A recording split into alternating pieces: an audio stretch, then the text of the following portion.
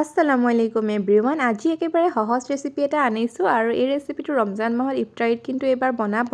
Cheese ball বনাইছিলোঁ, একেবাৰে সহজ আৰু খাবলৈও খুব টেষ্টি আৰু বনাবলৈও একেবাৰে সহজ, সোনকালে হৈ যায়। এই আলুখিনি ভালদৰে বইল আলু পিটিকি ল'লোঁ, তাতে দি দিছোঁ পিঁয়াজ, অকণমান জলকীয়া গুড়ি, ধনিয়া গুড়ি, জোখমতে নিমখ দি এইখিনি ভালদৰে মিক্স কৰি লৈছোঁ।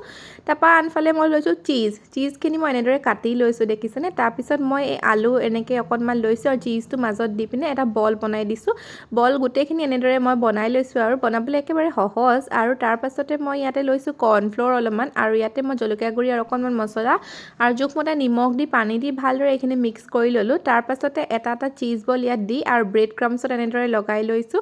আৰু আপোনালোকে এনেদৰে বনাই ষ্ট'ৰ কৰি থ'বও পাৰে আৰু গৰম গৰম ফ্ৰাই কৰি ইফতাৰ সময়ত খাব পাৰে। আৰু তাৰপৰা মই গোটেইখিনি এইফালে ফ্ৰাই কৰি লৈছোঁ আৰু ৰেডি হৈ গ'ল চিজ বল।